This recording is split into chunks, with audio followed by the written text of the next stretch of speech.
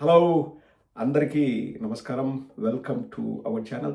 చాలామంది వీడియోలు చేయకపోతే గత 20 రోజులుగా అన్న మిస్ అయ్యామని మెసేజ్లు పెడుతున్నారు. వాళ్ళందరికీ కూడా ధన్యవాదాలు.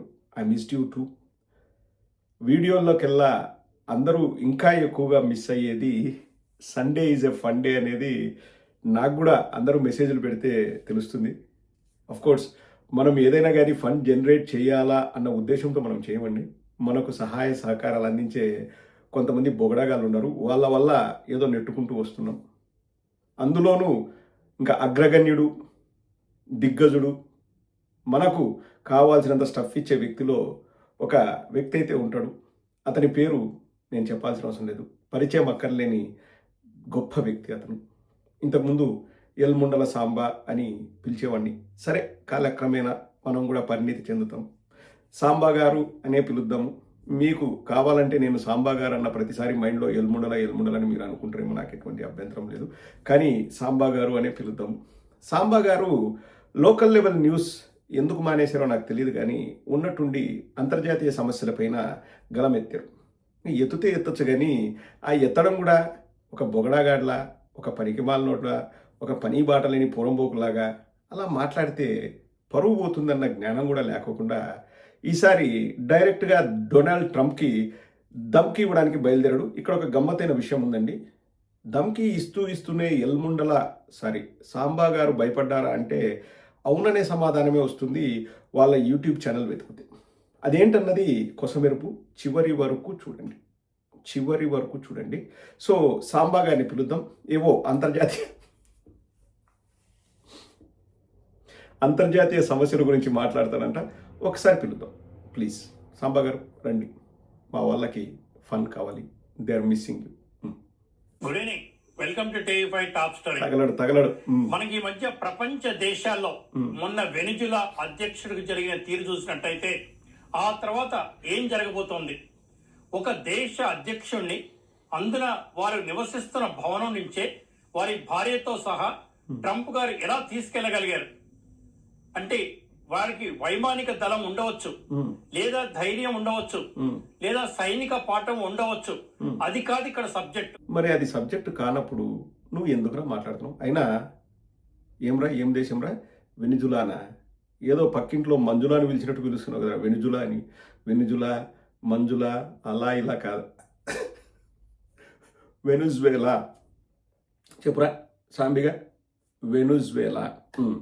ఫస్ట్ ఒక దేశ పేరుని, ఆ పేరుని అలాగే పిలచడం నేర్చుకున్న తర్వాత నువ్వు వార్తలు చదువు. అవి వార్తలా, డిబేట్లా, వాని ఒపీనియన్లా, అవి కూడా అర్థం కాదు. సరే, సాంబా గారి ఒపీనియన్స్ అవి కూడా అర్థం కాదు, కానీ మధ్యలో అరే ఒరే అంటేనేమని అలవాటైన ఫ్రెండు, కానీ అది కూడా అనకుండా ఉండడానికి ట్రై చేస్తాను. సో సాంబా గారు, మీరు ఏం చెప్పాలనుకున్నారండి? ట్రంప్ వెనిజువేలాకి వెళ్ళి అక్కడ ఉన్న అధ్యక్షుడిని లిఫ్ట్ చేశాడు. సరే, ఓకే, మీకు వచ్చిన నొప్పి ఏంది దాంట్లో? ఏం చెప్పాలనుకున్నారు? ఒకసారి క్లియర్గా చెప్తే మా ప్రజలకు కూడా అర్థమవుతుంది అన్నది నా మనవి. ప్లీజ్. న్యాయం, చట్టం, ధర్మం లేదా అగ్రిమెంట్స్ ఇవన్నీ పనికి రాకుండా పోతున్నాయా? కేవలం అధికారం కోసం లేదా ఆ దేశ సంపద కోసం, ఇక్కడ లేని సంపద ఆ దేశంలో ఉంది కాబట్టి నాకు కావాలి ఆ దేశం, సామ్రాజ్య విస్తరణ, ఇవన్నీ ఒకప్పటి పదాలు కదా. పూర్వకాలంలో ఎవరైనా సరే రాజులు రాజ్యాలను ఆక్రమించుకుంటూ పోయేవాళ్ళు, అప్పుడు అది సంప్రదాయం. కానీ ఇప్పుడు అది కాదు కదా. నానాజాతి సమితి, ఆ తర్వాత ఐక్యరాజ్య సమితి ఏర్పడ్డ తర్వాత ఇలాంటివి ఎందుకు జరుగుతున్నాయి? నానాజాతి సమితి, ఐక్యరాజ్య సమితి ఓకే, నానాజాతి సమితి ఏంటండి? నాకైతే తెలీదు. అసలు చట్టాలు, న్యాయాలు, నువ్వేమన్నా జస్టిస్ చౌదరివేరా? చట్టానికి న్యాయానికి జరిగిన ఈ సమరంలో అని పాట పాడడం. ఇంతకుముందు అయితే ఆక్రమించుకునే వాళ్ళంటే దేశాలని, అది సంప్రదాయం అంట. ఇప్పుడు అలా ఎందుకు? నాకు ఒక అర్థం కాని విషయం రా. నువ్వు ఎవరికి ఏం చెప్పాలనుకుంటున్నావు?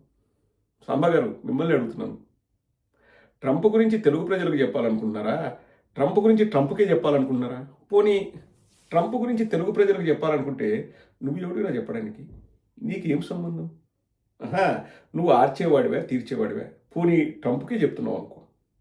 ట్రంప్కి నీ తెలుగు అర్థమవుతారా? వద్దులే, తెలుగులో చెప్పు. మళ్ళీ పొరపాటున కూడా ట్రంప్కి అర్థం కావాలని నువ్వు ఇంగ్లీష్లో స్టార్ట్ చేసినావంటే ఎన్ని ప్రాణాలు ఎగిరిపోతాయో చెప్పడం కష్టం నీ ఇంగ్లీష్ వినలేక. కాదు అసలు ట్రంప్కి నువ్వు దమ్కి ఇచ్చేవాడివా? ఈ చెబుతూనే కొన్ని చెమక్కులు విసురుతాడు. ఒకసారి వినండి. ట్రంప్ అంత పని ఎందుకు చేశాడు? ఓ. ఎవరిని బెదిరించడానికి చేశాడు? సరే, ఇవాళ పుతిన్ నేరుగానే యుద్ధం చేసే ప్రక్రియలో ఉన్నారు. మూడవ ప్రపంచ యుద్ధం వస్తుందా రాదా అన్నది ట్రంప్ నిర్ణయాల మీద, వారి వ్యక్తిత్వం మీద, వారు మాట్లాడే మాటల మీద ఆధారపడి ఉంటుంది. ఇప్పటికే కొలంబియా కానీ మిగతా దేశాలు కానీ ట్రంప్కి వార్నింగ్ ఇచ్చేశాయి. అంతేకాకుండా అమెరికన్లు కూడా ట్రంప్కి వ్యతిరేకంగా మాట్లాడుతున్నారు. తను అమెరికా వాళ్ళు నీకు ఫోన్ చేసి చెప్పినారా ట్రంప్కు వ్యతిరేకంగా అమెరికన్లు మాట్లాడుతున్నట్టు? అంటే నువ్వు జడ్జిమెంట్ తీసేసుకుంటావా? అసలు ప్రపంచ యుద్ధం వస్తుందో లేదో ట్రంప్ మీద ఆధారపడాడు. నువ్వు అట్లా కాదురా చెప్పాల్సింది. నీకు జీతం ఇచ్చేది ఎవరు? చంద్రబాబు నాయుడు గారు. నువ్వు ఏం చెప్పాలి? మూడవ ప్రపంచ యుద్ధాన్ని ఆపడానికి చంద్రబాబు నాయుడు గారు తన సైన్యాన్ని పంపించారు. ట్రంప్ కోపం మీద ఉన్నాడు. అసలు ఇంకా మన పుతిన్ అయితే చెప్పాల్సిన అవసరం లేదు. ఇంకా ఆగ్రహోదగ్ధుడై ఉన్నాడు.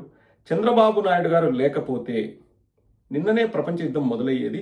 చంద్రబాబు నాయుడు గారు స్వయంగా ట్రంప్కు ఫోన్ చేసి what I'm saying I'm with you, don't bother అని చెప్పిన తర్వాత ట్రంప్ గారు కొంచెం వెనక్కి తగ్గారు. ఇంకా పుతిన్ గారు అయితే చంద్రబాబు గారి ఫోన్ వచ్చిన వెంటనే భయపడుతూ వణుకుతూ బాబు గారు మీరెందుకు కాల్ చేశారండి అంటే, ఏంటి Putin, why are you doing this third world war మా అంటే, నో బాబు గారు అసలు నేను చేయనని చెప్పి. ఇది కదరా నువ్వు జాకీలు పెట్టాల్సింది. ఇప్పుడు మీకు బేటా ఇచ్చేది ఎవరు? చంద్రబాబు నాయుడు. అసలు ప్రోమోలలో ఇంట్రొడక్షన్లలో చంద్రబాబు లేకోకుండా డొనాల్డ్ ట్రంప్ ఒక్కడిని పెడితే ఏం మాట్లాడుతున్నారు నువ్వు? కొంచెమైనా బుద్ధి బుర్ర లేదు. ఇప్పుడు ప్రపంచ యుద్ధం ఆపాలంటే ఎవరి వల్ల అవుద్ది? చంద్రబాబు వల్ల. ఇంతకుముందు ప్రూవ్ అయింది. పట్టాభికి చెప్పి రష్యాకి యుక్రెయిన్ మధ్య గూగుల్ మ్యాప్స్లో యుద్ధాన్ని ఆపాడు. It's recorded. హైదరాబాద్లో చంద్రబాబు ఉన్నాడు, పట్టాభి ఎక్కడో విజయవాడలో ఉన్నాడు, అప్పుడంతా జూమ్లోనే. కానీ గూగుల్ మ్యాప్స్ సహాయంతో యుద్ధాన్ని ఆపిన పట్టాభి. సో అట్లా నువ్వు జాకీలు పెట్టాలని కానీ ఆలోచన చేయాలి. కానీ ఎట్లరా అసలు ఇదొక వార్త, దీనిపైన ఒక గంట చర్చ.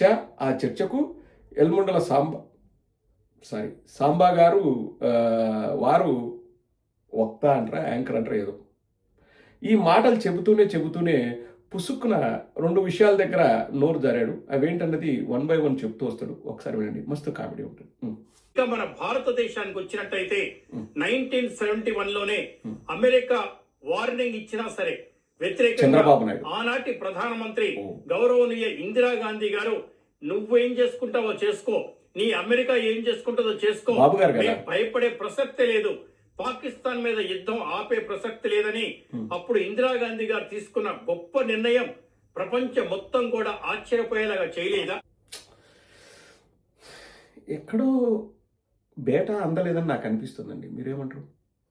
ఇప్పుడు నెలకు జీతం వస్తుంది, దాని తర్వాత బేటా కూడా వస్తుంది. అంటే ఎన్ని జాకీలు పెడితే అంత బేటా. మరి పాపం పెట్టాల్సినన్ని జాకీలు పెట్టాడో లేదో నాకు తెలియదు. ఎవరో అన్నారు 10-15 రోజుల నుంచి సాంబా కనిపించలేదని. నేను పట్టించుకోలేదండి. మేబీ వచ్చాడో లేదో కూడా నాకు తెలియదు. కానీ ఎక్కడో ఏదో జరిగినట్లుంది. చంద్రబాబు నాయుడు గారిని పొగడాలి.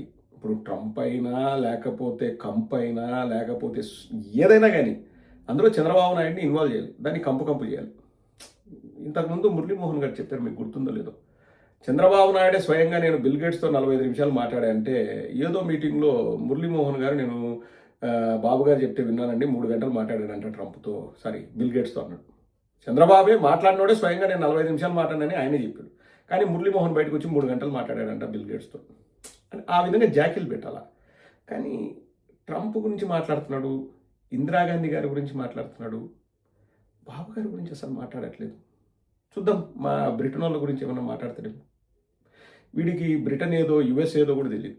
ఒకసారి వినండి. 800 సంవత్సరాలు పరాయి వాళ్ళు పరిపాలించిన, 200 సంవత్సరాలు అమెరికా లాంటి వాళ్ళు పరిపాలించిన బ్రిటన్ అనుకో, వాళ్ళందరూ ఒకటే. ఏం జరిగింది? కాబట్టి దయచేసి